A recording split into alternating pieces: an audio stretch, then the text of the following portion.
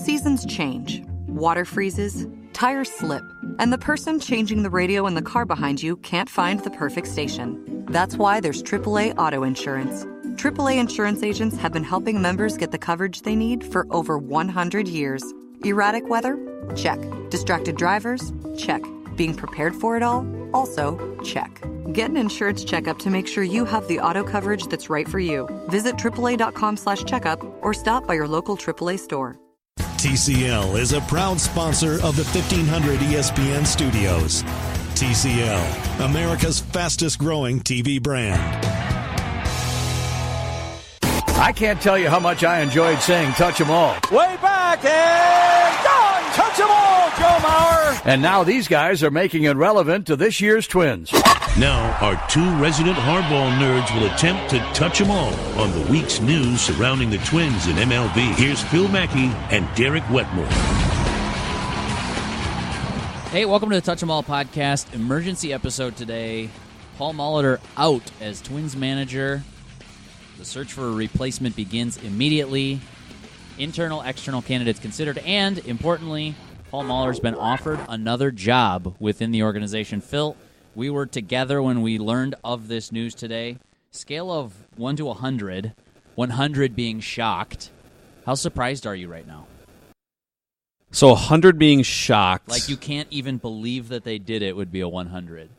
Like on a scale of Tom Thibodeau being fired to Cheryl Reeve being fired, like one Tom Thibodeau being it should happen yesterday. It's probably right in between. Okay. And I'll frame it this way. I know because Paul Molitor is mostly beloved, and I think he's done a good job as manager. But like I think if you were to say, argue either side of this sentence, Paul Molitor shouldn't keep his job. I think you could argue both sides. I think it's hard to argue both sides because we don't have all the information, for one. Number two, baseball managers and their impact on wins and losses, it's sort of a nebulous, hard thing to quantify anyways. I mean, if you told me, I hate that I'm being wishy-washy here, but I'm not outraged by it. I'm a little curious. I'd like to hear more, and we're going to get some explanation here from the front office guys. But if you were to say, all right, you have to argue Paul Molitor should be fired. Well, I would first point to the two most important young players in the organization, Byron Buxton and Miguel Sano, having terrible seasons and mostly looking completely lost as major league players, and say, well, to some degree, you can't just exonerate the manager for that, right? There has to be some accountability.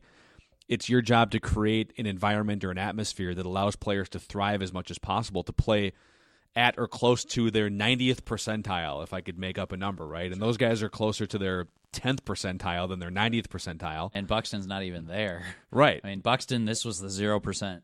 Right. This was the worst case scenario, 2018. And so if you're going to say, well, yeah, but like what's Paul Molitor supposed to do about the fact that Miguel Sano is fat and can't stay healthy and Byron Buxton can't lay off a slider? And I would say, well, either connect with them, or if we all agree that a manager really has no impact whatsoever on a young player's performance, then then why would we be outraged that they would change a position that apparently has no influence at all or importance? Right. So. Right. If you go down the road that says a manager has no influence, right, then you've already locked yourself in a box that says, okay, then it doesn't matter who the manager is. Right. Now, on the flip side, if you said, okay, argue Paul Molitor should keep his job, I would say, well, no one expected them to do anything last year, and they went out and they surpassed their previous season win total by 20 or 25 games. They played in a playoff game that nobody expected them to be in. And you've seen some major improvements from guys like Eddie Rosario. You've seen at different times a great energy with this ball club. I think you've seen some pitchers turn the corner, Kyle Gibson, and Paul has done a great job at least embracing a lot of the new concepts that the front office and analytics departments have thrown at him. Yeah. He hasn't been old codger manager at all.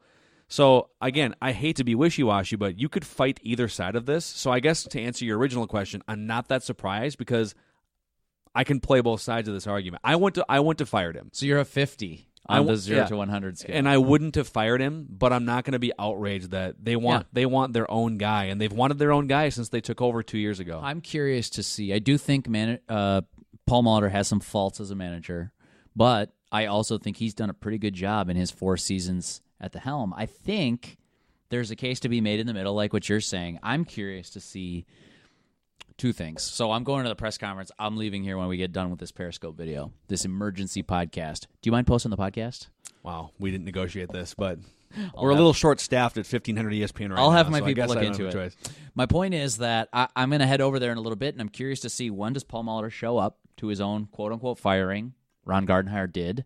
That was weird and commendable. Kind Secondly, of the Twins way, right? Where a little bit.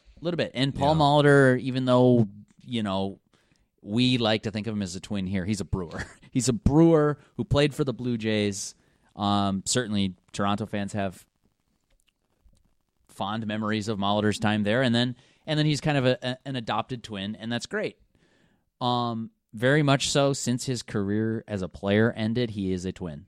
I mean, he spent 1 year as a Mariners pitching coach or hitting coach, bench coach, or whatever it was. I think he was hitting coach actually Yeah. in 2004, and Ichiro had like 4,757 hits that year alone. It was an incredible season.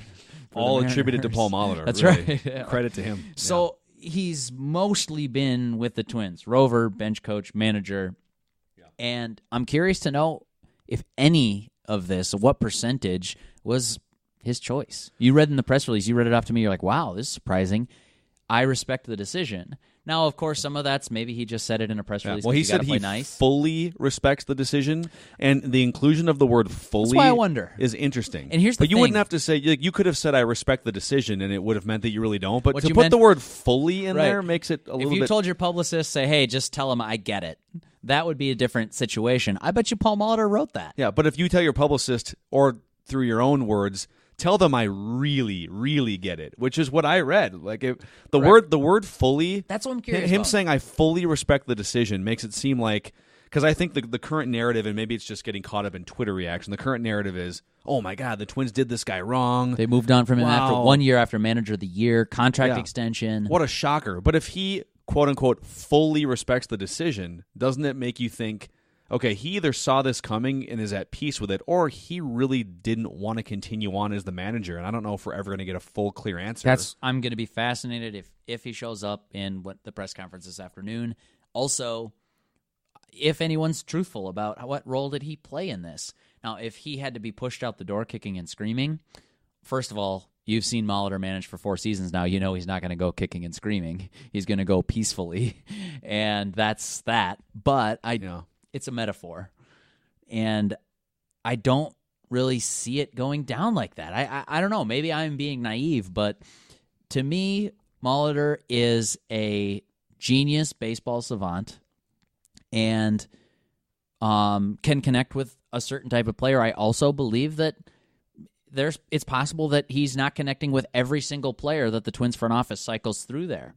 I know that he embraces analytics, but I know that it's not his first core competency, and I don't know that it has to be for a manager. The trend around baseball, you're seeing people who are well-versed in analytics but are not reliant on it, and I think that's a smart trend.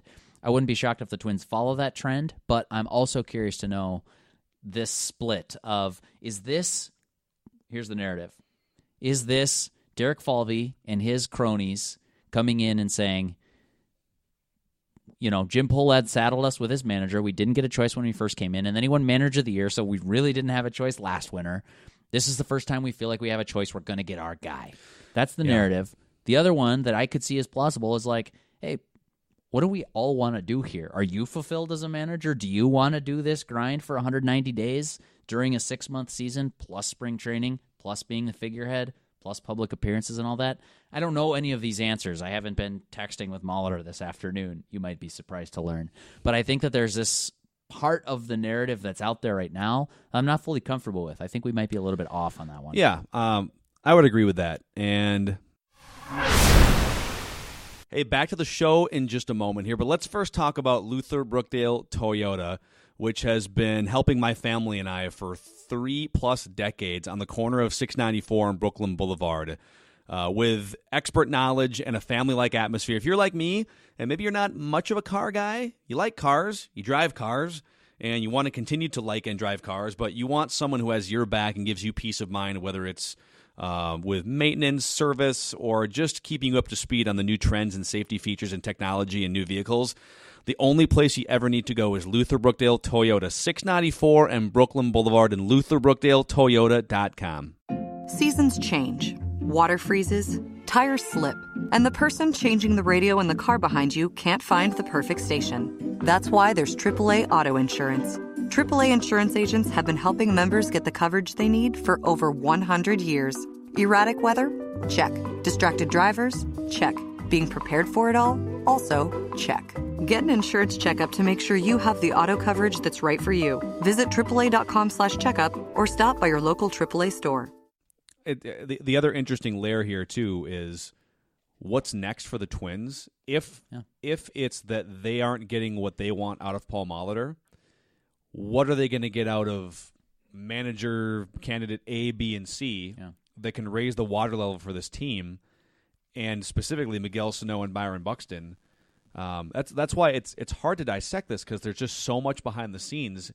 If a manager's only value was things that you could quantify watching a game on TV, so bullpen decisions and lineup cards and things like that, it would be really easy to say, well, boy, that manager whiffed on 50 lefty-righty platoon matchups this year, and therefore you can start to quantify how many wins or losses he was worth. Or he burned out his bullpen. He didn't know who he should trust. Right. But because there's so many things behind the scenes that go into making a clubhouse comfortable with its work environment, or getting a player to be more confident or take a different approach, or build better relationships between players and coaches, there's all these things that are very CEO-like, that it's sort of an art form, right? Yeah. And I always sensed that Paul Molitor had it in regards to that art form. I thought players always connected well with him and vice versa. And you've been in that clubhouse on a regular basis the last 3 years. I have not, but I have poked around and talked to people and kept in touch on a regular basis, and I have never heard once that Paul Molitor lost or alienated the clubhouse. And I can tell you, players loved Ron Gardenhire too, but Ron Gardenhire, there were some guys in that clubhouse that looked at him and thought, man, he makes us uptight against the Yankees in the playoffs, and he's stubborn when it comes to new forms of evaluating players. And so even lovable and player-friendly Ron Gardenhire had guys in that clubhouse who looked at him and said, I don't know about this one. I don't know. I mean, you can speak more to this than I can, but at no point have I ever heard that, there's a faction of players that just doesn't get Paul Molitor or doesn't connect with Paul Molitor. I would say that from my assessment, and I haven't been there as much this year as I have in past years, but I've still been around a fair amount, that Paul Molitor commands respect just because he's Paul Molitor. And he's good at connecting with a certain type of person, a certain type of player. However, I don't think that that's universal, and I don't think that the fact that he has 3,319 hits and is number 10 on the all-time Major League list necessarily carries the same weight with a 25-year-old ball player that it would with somebody who grew up watching Paul Molitor play. Yeah. Brewers fan from the late 70s, 80s is going to think that Paul Molitor is basically a god. And if you grew up in Seattle or whatever, actually Trevor May's from Seattle, so that's a bad example. But I was going to say the Dominican Republic, or if you grew up in Venezuela, you don't necessarily see Paul Molitor playing baseball every single day. Not that they don't have Major League Baseball there, but they didn't have MLB.TV when Paul Molitor was starring for the Brewers. So you're probably not going to have the same automatic deference, that you or I might have when we walk in and say, hey, that's Paul Molitor. Holy, you know who Paul Molitor is? Mm-hmm. Like one day we're all going to have with Joe Mauer. You're going to be like, that's Joe Mauer. Well, if you didn't grow up watching Joe Mauer play, like if you're 7 right now and just starting to develop an avid love for baseball, you're not going to have that same sort of reverence, that same kind of respect. I'm not saying that he lost the clubhouse by any means, but I do know that there was some unrest inside the clubhouse this year. I think a bigger part of that was some of the offseason moves, some of the ways they assembled this team and said, all right, go get them, and then blew it up at the trade deadline. I can tell you that it was not universally loved.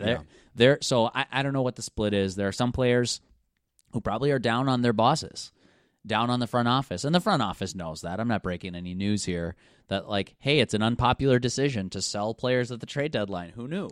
That happens every year in baseball. Long answer to a short question, but my sense is not that Paul Molitor lost the clubhouse, but it's also, in fairness, it'd be fair to say it's not like he had universal support from every single player 100%. Right. It's also worth noting, too, it's not like you're going to, whoever you think the best manager in baseball is right now, Alex Cora, Terry Francona. Let's say that Terry Francona has been the best manager in baseball the last 15 years, all right? Okay.